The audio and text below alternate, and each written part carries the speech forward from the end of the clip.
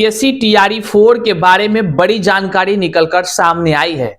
शिक्षा विभाग के मुख्य सचिव, अपर मुख्य सचिव एसीएस साहब जिसको कहते हैं, उन्होंने शिक्षक अभ्यर्थियों से बातचीत में बड़ी जानकारी साझा की है। वहीं पर प्राथमिक शिक्षा निदेशक जो साहिला है, उन्होंने भी बड़ी जानकारी शिक्षक अभ्यर्थियों को दी है और ये तमाम जानकारी शिक्षक अभ्यर्थी खुद आज के इस वीडियो में आपको बताते हुए नजर आएंगे। साथियों, टीआरई 4 को लेकर के लगातार संशय बना हुआ था कि टीआरई 4 की बहाली कब आएगी, विज्ञापन आखिर कब जारी होगा, क्या रोस्टर के खेल में ही टीआरई 4 की बहाली फंसते रहेगी और यह बहाली जो है कि कई महीनों कई वर्षों के बाद आएगी, ऐसा लोग कहते नजर आ रहे थे। और साथ ही साथ उसमें यह भी बातें थी क्या कितने पदों पर आखिर बहाली आनी है। इन तमाम चीजों को लेकर के शिक्षा विभाग के अपर मुख्य सचिव और साथ ही साथ प्राथमिक शिक्षा निदेशक साहब ने खुलकर जो है कि शिक्षक अभ्यर्थियों को जानकारी दिया है। आज की इस वीडियो में हम तमाम तथ्यों को आपके सामने रखने का प्रयास करेंगे और साथ ही साथ जितने भी शिक्षक अभ्यर्थी हैं, खास करके छात्र नेता दिलीप के नेतृत्व में शहबाज जी हैं और भी कई सारे अभ्यर्थी हैं जो जाकर के अधिकारियों से मुलाकात करते हैं, मुलाकात करते तमाम जो जानकारी जुटाते हैं और फिर ज्ञापन भी सौंपते हैं। क्या कुछ ज्ञापन में भी कहा जाता है उसको भी हम विस्तार से बताने का प्रयास करेंगे। जानते हैं, छात्र नेता दिलीप नाम तो आपको याद ही होगा, जो आपके लिए लगातार संघर्ष करते रहे। परिणाम यह निकला कि संघर्ष की घड़ी उसकी जो है कि लगातार बढ़ती रही। वहां जहां एक तरफ लाठियां बरसाई गई और जो है कि शर्ट फाड़ दिया गया, ये फोटोज तो आप खूब देखते रहे होंगे। जेल भी जाना पड़ा उनको और उसके बाद जब चुनाव की घड़ी आई, जब छात्र नेता दिलीप कुमार अपना दरभंगा से जो है कि वो चुनाव में उठे बहादुरपुर से, तो पता चला कि भाई छात्र या वहां के जो भी लोग थे, उन लोगों ने केवल छात्र नेता दिलीप को नहीं हराया बल्कि अपने समाज के वैसे शिक्षाविद को हरा दिया जो कि संघर्षशील थे। लेकिन फिर भी जो है कि उन्होंने जो अपना कदम को पीछे नहीं, कहते हैं हार से लोग जो है कि थक जाता है, जीवन में हार सा महसूस करने लगता है। लेकिन छात्र नेता दिलीप कुमार के नेतृत्व में जो भी अभ्यर्थी हैं वो लगातार काम कर रहे हैं, छात्र नेता दिलीप कुमार भी काम कर रहे हैं। क्या कुछ है, सब चीजों पर स्पष्ट आज के इस वीडियो में हम बात करेंगे। करते शुरू उससे पहले नमस्कार स्वीकार कीजिए, मैं हूं हरे कृष्ण प्रकाश और आप देख रहे हैं साहित्य आजकल। साहित्य आजकल का मतलब ही है वह सच्चाई जो जानी आपके लिए है बेहद आवश्यक है। साथियों, चैनल पर नए हैं तो सब्सक्राइब कीजिए और अपने तमाम साथियों तक एक बार जरूर शेयर कर दीजिएगा। आइए करते हैं मुद्दे की बात। देखिए, बड़ी जानकारी निकलकर सामने आई है। छात्र नेता दिलीप कुमार के नेतृत्व में शिक्षक अभ्यर्थियों का एक शिष्टमंडल, जिसमें सुमन जी, लव जी, शहबाज जी और एक जो है कि गर्ल्स शिक्षक अभ्यर्थी जो है वो भी अपने अधिकारियों को लगातार जो है कि उनसे पूछताछ करने का ये लोग प्रयास करते हैं। इसी क्रम में जो शिक्षा विभाग के अधिकारी हैं उनके तरफ से ही फोन करके समय निर्धारित किया जाता है कि आइए आप लोग से बातचीत होगी और इस बातचीत के सिलसिले की जो जानकारी है, जो भी चीजें हुआ है, इसकी जानकारी अभ्यर्थियों ने दिया है और वो अभ्यर्थी खुद अभी आपको बताएंगे। जब अभ्यर्थी वहां पहुंचते हैं, कई सारे उम्मीदों के साथ पहुंचते हैं, तमाम अभ्यर्थियों के सवालों के साथ पहुंचते हैं और चाहते हैं आज जो है कि हर चीज स्पष्ट हो ही जाए भाई। तो वहां पर पता चलता है कि एसीएस साहब जो है कि नहीं थे कार्यालय में और जो है कि उन्होंने फोन से वार्तालाप किया। आपको बता दें कि शिक्षा विभाग के अपर मुख्य सचिव डॉक्टर बी राजेंद्र, उन्होंने फोन के माध्यम से 5 मिनट से अधिक समय शिक्षक अभ्यर्थियों से बातचीत करने में दिया। केवल बातचीत में उन महत्वपूर्ण पहलुओं को बताया जो आप तमाम अभ्यर्थियों के लिए काफी कह लीजिए कि जानकारी जो कह लीजिए आवश्यक, जो आपके मन में प्रश्न है वो उनकी बातों का उन्होंने जवाब दिया है। पहले आप सुनिए अभ्यर्थी क्या कुछ कह रहे हैं, जब वो मुलाकात करके वहां से जब बाहर आते हैं तो वो क्या कुछ बता रहे हैं। आप पहले सीधे तौर पर इनको सुनिए और फिर हम तमाम चीजों को आपसे साझा करते हैं कि क्या ये हो सकता है। नमस्कार, आदाब। मेरा नाम शहबाज आलम हुआ। अभी आप लोग देख रहे हैं हम लोग सचिवालय आए हुए थे बिहार स्टूडेंट यूनियन की तरफ से, यानी छात्र नेता दिलीप कुमार का जो है। और आज एसीएस साहब बुलाए थे कि 28 तारीख को आना है अपनी बातों को रखने के लिए, जो हम लोगों ने आवेदन दिया था। तो एसीएस साहब से कॉल पे बात हुई है, आवेदन हम लोगों ने दे दिया है। एसीएस साहब बोले हैं, इधर आइए। एसीएस साहब कॉल पे बात हुई है। एसीएस साहब आज किसी इमरजेंसी काम से नहीं आ सके हैं, लेकिन उन्होंने कहा है कॉल पे और आश्वासन दिया है और बहुत ही पॉजिटिव वे में कहा है कि अगले 1 महीने के बाद आपको पेपर में टीआरई 4 का वैकेंसी दिखने को मिल जाएगा। तो हमने कहा है कि सर जैसा वादा किया गया था कि टीआरई 4 में 1,20,000 से ज़्यादा वैकेंसी आए, वैसा आना चाहिए। तो सर ने कहा है कि हमसे जितना हो सकेगा प्रयास करेंगे कि ज़्यादा से ज़्यादा वैकेंसीज आए। हमारे साथ शंकर सुमन जी थे, लव कश्यप जी थे और एक मैम आई हुई थी। तो और उम्मीद है कि जल्द से जल्द वैकेंसी आ जाए अगला महीने, 1 महीने के बाद, क्योंकि एसटीईटी का भी रिजल्ट अभी तक नहीं आया है, सर ने जैसा कहा है। धन्यवाद। आपने सुना कि किस तरह से जब जो है कि प्राथमिक शिक्षा निदेशक साहिला मैम वो क्या कहती हैं अभ्यर्थियों को, फिर जो है कि एसीएस साहब फोन से बातचीत में क्या कुछ कहें, अभ्यर्थियों ने जो जानकारी सार्वजनिक किया है यह तो आप जान ही गए, जिसके अंतर्गत यह कहा गया कि जनवरी महीना में आपको टीआरई 4 का विज्ञापन देखने को मिल जाएगा, जनवरी महीना में।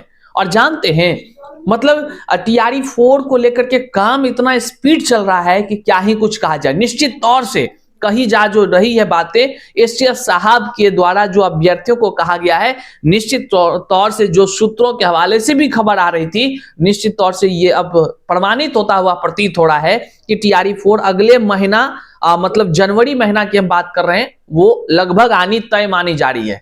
वहीं पर एक चीज और है, जितने भी एसटीटी के अभ्यर्थी थे उनका कह लीजिए बल्ले बल्ले हो गया है, क्योंकि एसटीटी के रिजल्ट आते ही विज्ञापन आपको देखने को मिलेगा।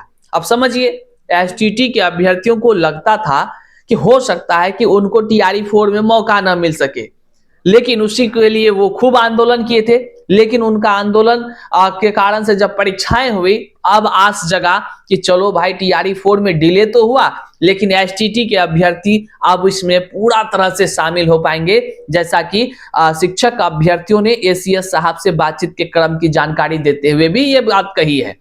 वहीं पर रिक्तियों के बारे में अगर बात करें कि कितना रिक्त पदों पर टीआरई 4 का विज्ञापन देखने को मिलेगा, तो साथियों हम आपको बता दें, कोई भी आधिकारिक अगर जानकारी जो विभाग के अधिकारी देते हैं ना, वह कभी भी निश्चित तौर से आपको आंकड़े अंक में नहीं बता पाएंगे। क्यों नहीं बता पाएंगे? इसका कुछ रूल होता है। रूल यह भी होता है कि कोई भी आंकड़े को सार्वजनिक तब तक नहीं किया जाना होता है जब तक कि पूर्ण रूपेण हर काम संपन्न हो जाए। और आप तो वाकिफ हैं, अभी रोस्टर जो है कि क्लियरेंस का प्रक्रिया भी चल रहा है और इस क्रम में रिक्ति आगे पीछे ऊंचे नीचे तो होता ही रहता है, जैसा कि आप पहले देखे थे।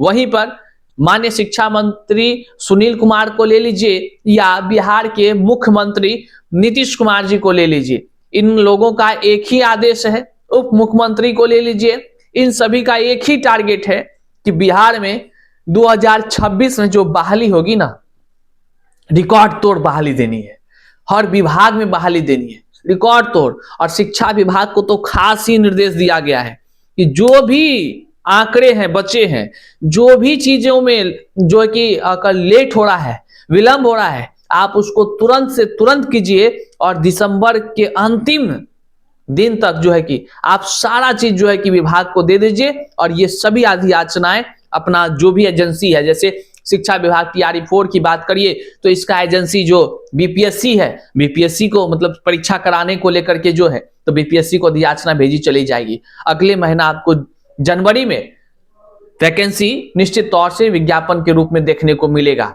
तो यहां पर अब यह संशय नहीं रहा कि कितने पदों पर बहाली होगी, क्योंकि साफ शब्दों में पदों की संख्या जो है कि कहा गया है कि जो ज्यादातर संभव है, मैक्सिमम ये रखने का प्रयास करेंगे।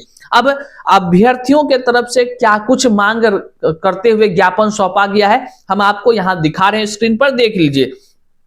इन्होंने ज्ञापन देते हुए कहा कि सेवा में माननीय अपर मुख्य सचिव शिक्षा विभाग बिहार सरकार पटना, विषय बीपीएससी टीआरई 4 की 1,20,000 से अधिक रिक्तियों शीघ्र जारी करने तथा नियुक्ति प्रक्रिया को पारदर्शी बनाने हेतु अनुरोध है। इसमें कहा गया है, महोदय सविनय निवेदन है कि बिहार के लाखों अभ्यर्थी लंबे समय से बीपीएससी टीआरई 4 का इंतजार कर रहे हैं।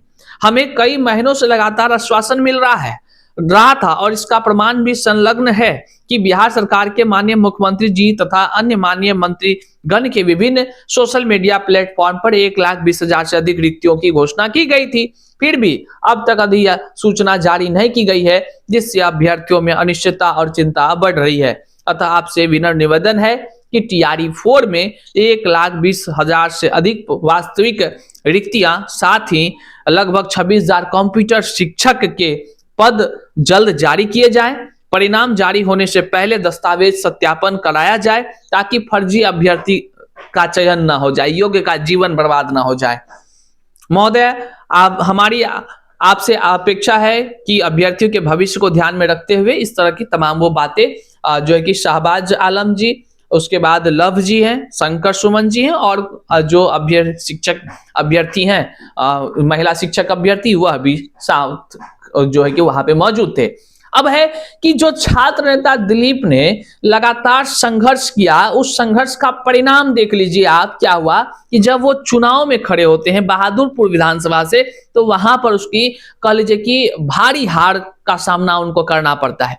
लेकिन एक बात जानिए, सत्ता के शीर्ष पर बैठे लोगों को तमाम जनता जो चाहती है कि शिक्षाविदों को वहां बैठाएं, तो आप देख सकते हैं कि कैसे कैसे लोग चुनकर वहां पहुंच गए। लेकिन जो संघर्ष का साथी रहा हो, जो लगातार संघर्ष कर रहा हो, उसकी करारी हार हो जाती है। तो चलिए मान गए कि वह हार नहीं बल्कि वह जीत की पहली सीढ़ी थी बहादुरपुर विधानसभा की। अब हम आपको कुछ बात बताते हैं। छात्र नेता दिलीप कुमार आपके लिए, हमारे लिए, सबके लिए वो संघर्ष तो करते रहे हैं। हमारे लिए मान लीजिए कि तमाम लोगों के लिए करते रहे, तो हमने कहा कि हमारे लिए। लेकिन एक बात जानिए, हम भी खुद आपके लिए संघर्ष करते रहे हमेशा। अपने लिए तो क्या कर रहे हैं, आपके लिए ही कर रहे हैं। इनके लिए कितने सारे संसाधन की आवश्यकता होती है, आप तक जानकारी पहुंचाने के लिए कितने सारे। अब देख लीजिए, कल हम आपके बीच नहीं आ पाए, उसका कारण था हमारी कुछ संसाधनों में गड़बड़ी हो गई थी। संसाधन मतलब कि जो भी चीजें इसमें, जैसे माइक हो गया, लैपटॉप हो गया, ये कैमरा सब होता, क्या क्या बताएं आपको हम, कई सारी चीजें हैं, काफी महंगे महंगे होते हैं।